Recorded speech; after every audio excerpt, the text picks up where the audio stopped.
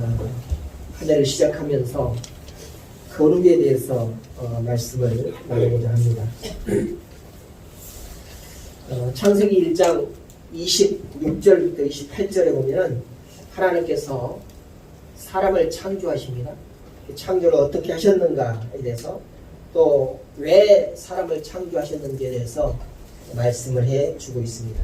우리는 원래 하나님의 형상을 따라서 그리고 그 모양을 따라서 지어졌습니다. 그런 우리에게 하나님께서는 사명을 주시죠. 생육하고 번성하여 땅에 충만하라. 이것은 생명의 명령입니다. 그리고 그 땅을 정복하고 다스리라 라고 하면서 통치권의 명령을 우리에게 주십니다. 그 명령을 잘 준행하며 살아왔다고 한다면 우리는 지금 고난을 또 여러 가지 환난을 아픔을 겪지 않아도 된 그런 삶을 살았을 것입니다. 그러나 우리 조상 아담과 하와가 뱀의 유혹을 받아서 타락해버리고 맙니다. 에덴 동산에서 일어났던 일들을 우리는 잘 알고 있죠.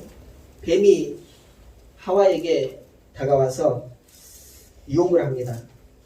하나님이 참으로 동산의 모든 실과를 먹지 말라 하더냐 라고 이렇게 묻죠.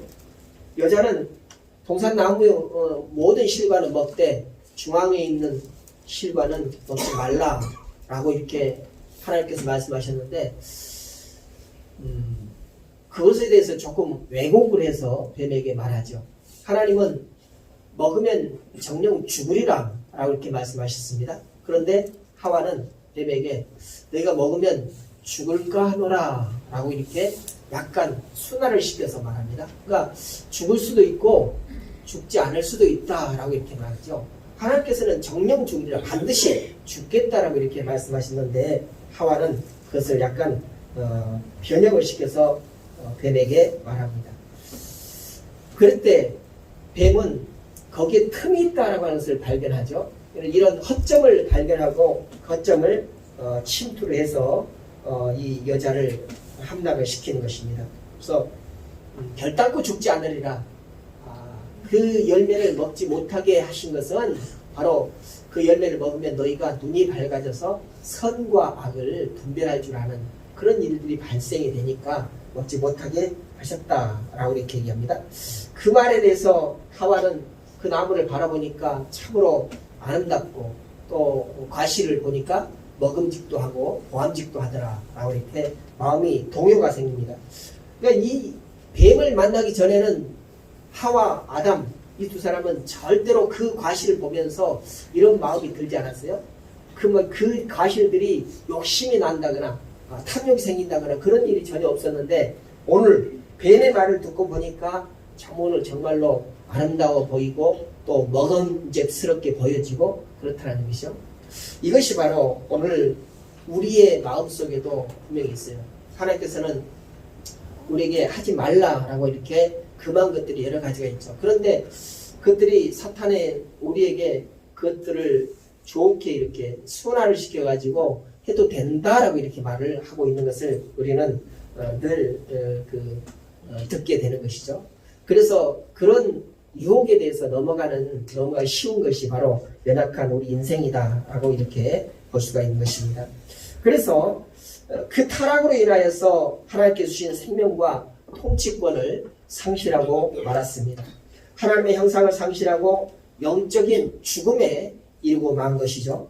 그러나 하나님께서는 그들이 그렇게 죽어가도록 바라보시지 않았습니다. 그들을 버리지 아니하시고 구원하겠다라고 하는 그런 계획을 선하십니다. 창세기 3장 15절에 이렇게 말씀하시죠. 내가 너로 여자와 원수가 되게 하고 내 후손도 여자의 후손과 원수가 되게 하리니 여자의 후손이 내 머리를 상하게 할 것이요 너는 그의 발꿈치를 상하게 할 것이니라. 여자의 후손과 사단이 원수가 될 것이다 라고 하는 그런 말씀이죠. 이것을 우리는 원시복음이다 라고 이렇게 이름하고 있습니다. 여자의 후손으로 오신 예수님, 그 인간이 상실한 하나님의 형상을 회복시켜 주신다라고 하는 그런 약속의 말씀인 것입니다. 그래서 이것이 바로 가장 최초로 우리에게 주어진 복음이다라고 하는 것이죠. 예수 그리스도께서 아브라함의 후손으로 오셔서 우리가 상실한 그 생명, 그것을 회복시킬 것이고 또 우리를 다시 하나님의 자녀 삼아 주실 것이다 라고 하는 그런 말씀인 것입니다. 그래서 그분은 다윗의 후손 그리스도로 오셔서 우리가 상실한 통치권을 회복시키시고 우리로 하여금 다시 거룩한 삶을 살게 하시는 것입니다. 그래서 오늘 말씀을 통해서 우리는 어떻게 예배할 것인가, 또 예배를 통해서 어떠한 일이 일어나는 것인가를 생각하면서 은혜 받기를 원합니다. 첫째로 우리는 예배를 통해서 하나님을 만날 수 있습니다. 구약 제사는 타락한 인간이 하나님 나아가서 제사함을 받고 구원받을 수 있도록 길을 내셨는데 오직 유일한 한 방법, 그것이 바로 제사인 것입니다. 하나님께서 아담을 구원하시기 위해서 단순한 방법으로 제단을 쌓아서 예배를 드리게 했습니다. 아벨과 노아, 아브람 그 모든 사람들을 지나고 출애굽 공동체를 이르러서야 예배의 본질이 무엇인지, 또 타락한 인간이 하나님을 찾아갈 수 있는 것인지, 어떻게 찾아갈 수 있는 것인지, 또 사람은 어떻게 해야 변화될 수 있는 것인지를 가르쳐주는 말씀이 바로 오늘 본문의 말씀 레위기서의 말씀인 것입니다. 그래서 백성들이 하나님을 인격적으로 만나고 예배할 수 있도록 하나님께서는 성막을 지으라 라고 이렇게 말씀하시죠. 이후에 하나님께서는 죄로 인해서 하나님과 단절된 사람에게 은혜와 자비를 베푸셔서 타락한 인간이 하나님께 나아갈 수 있는 그런 길을 내시고 그분과 교제할 수 있는 길을 허락해 주셨습니다. 인간은 이 교제를 통해서 인격적인 변화, 그리고 이기적인 삶이 아니라 하나님의 나라를 위해서 살게 되고 하나님을 모실 수 있는 그런 성전으로 변화되어 가는 것입니다. 그래서 우리가 바로 하나님을 모시는 성전의 삶을 살고 있는 것이죠. 사람을 창조하신 목적은 우리 영을 회복시켜서 하나님을 예배하도록 하는 것이 바로 하나님께서 우리를 창조하신 목적입니다. 이사야 43장에 보니까 이렇게 말씀합니다. 이 백성은 내가 나를 위하여 지었나니 나의 찬송을 부르게 하려 함이니라. 우리를 지으신 목적이 바로 하나님을 찬송케 하려고 지으셨다라고 이렇게 말씀하고 있습니다. 우리가 예배를 드리기 위하여서 부름을 받았다라고 하는 것을 우리는 말씀을 통해서 알게 되는 것입니다. 오늘 예수님이 오신 것, 그리고 성령님께서 하시는 모든 일은 바로 이 목적 한 가지를 위해서 지금도 행하고 계시는 것입니다. 웨스트민스터 소요리 문답 제1문에 보니까 사람의 제일되는 목적이 무엇입니까? 라고 이렇게 묻습니다. 그에 대한 대답은 하나님을 영원롭게 하는 것과 그리고 영원토록 그를 즐거워하는 것입니다. 라고 이렇게 답을 우리에게 주죠.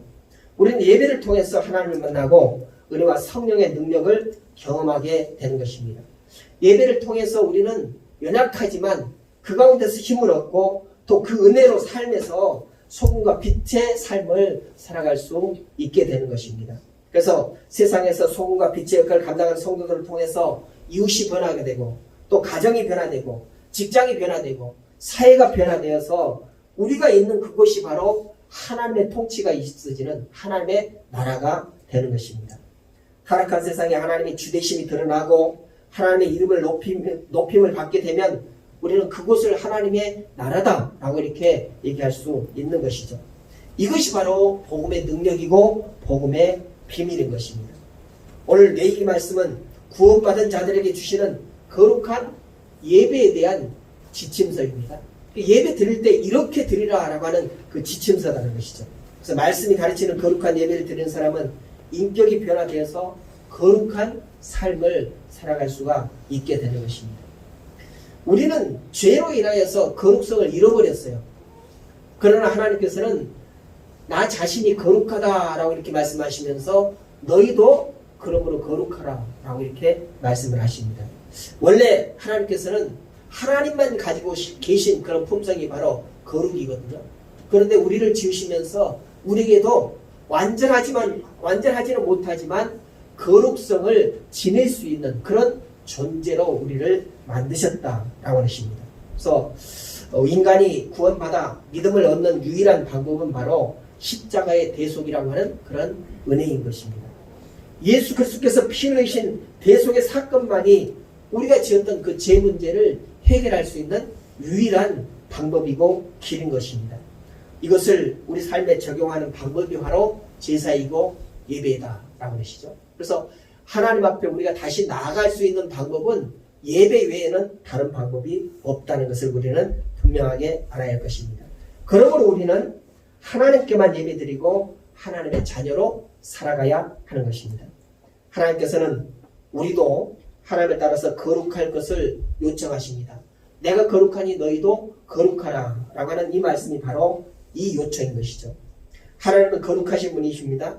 따라서 우리가 믿음으로 영생을 얻었다라고 하는 말은 이 거룩한 생명이 내 안에 들어왔다는 것이고 우리가 다시금 하나님의 형상을 회복했다라고 하는 그런 의미인 것입니다. 그러므로 하나님께서 우리를 처음 지으실 때에 그 모양과 그 형상을 따라 지으신 것인데 우리의 죄로 인해서 그 모양과 형상이 상실이 되어버렸는데 다시금 하나님께 나아감으로 인해서 우리의 모양과 형상이 회복이 되어진다라는 것이죠.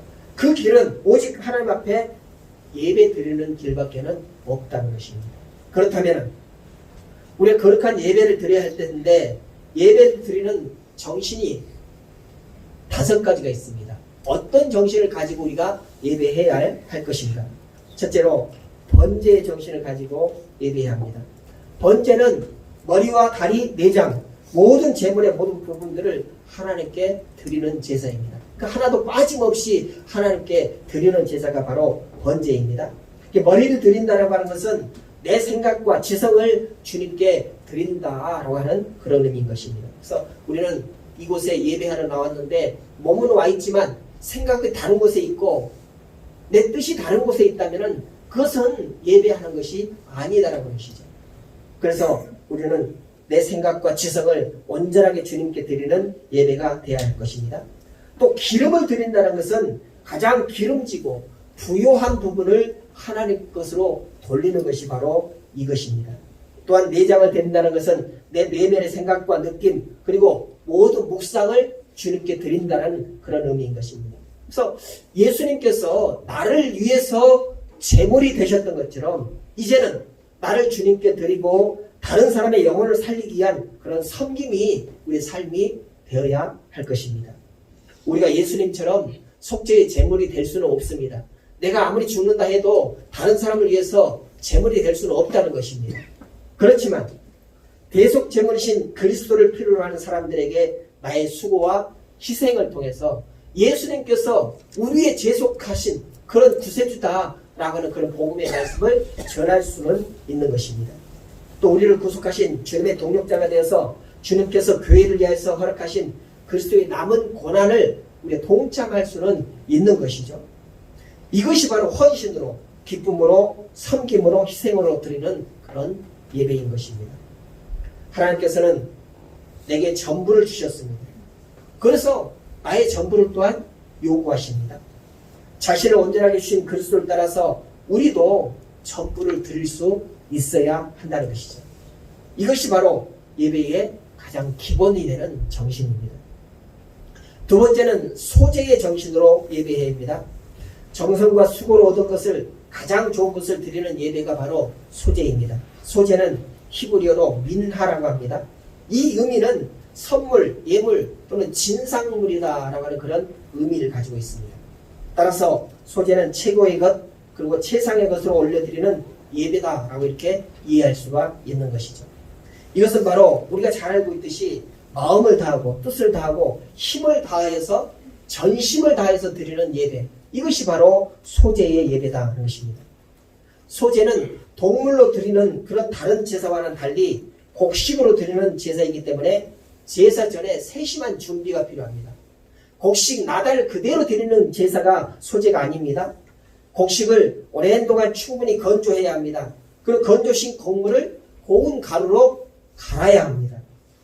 그러려면 여러 차례 맷돌질을 해야 된다는 것이죠. 그럼 우리의 수고가 필요하다는 것입니다. 또 기름을 만들기 위해서는 올리브를 따서 틀에 넣고 즙으로 짜는 그런 과정이 필요합니다. 또 유향과 소금을 준비하고 제물에 누룩이 들어가지 않도록 주의해서 떡을 만들어야 합니다. 하나님은 희생과 대가를 충분히 지불한 그런 예배를 귀하게 받으신다는 거죠. 그래서 예배 드릴 때는 끝없는 정성이 들어가야 한다는 것입니다. 그런데 우리가 예배 드릴 때 어떻게 합니까? 쉽고 편한 예배를 추구하죠. 이것은 예배의 정신이 아닙니다. 우리는 예배를 쉽게 보려고 하는, 드리는 것이 아니라 보려고 하는 그런 심정을 가지고 있는 것이 바로 작금의 우리의 예배 행태인 것입니다. 그러나 소재의 주재료는 고운 가루다 그랬습니다. 고운 가루. 곡식이 고운 가루가 되려면 빠지는 아픔이 있어야 된다는 거죠. 이것은 바로 자아의 부서짐이 있어야 된다는 것입니다.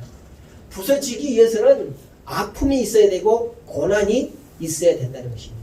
바로 우리가 예배 드릴 때에 예배를 그냥 아주 편한 자세로 편한 마음으로 드리는 그런 예배가 아니라 고통스럽다 할지라도 하나님께 드리는 예배가 되어야 할 것이라는 거죠. 아픔이 있다 할지라도 하나님께 드리는 예배가 되어야 한다는 것입니다.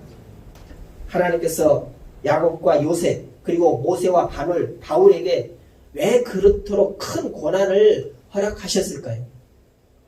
그들은 하나님께 온전한 예배를 드린 자들이었습니다. 그 모든 인생을 다 하나님께 드리는 그런 드림의 삶을 살았던 자들입니다. 그런데 그런 사람들에게 왜 그렇게 고난을 허락하셨을까요? 그들의 인격 속에 나타난 겸손과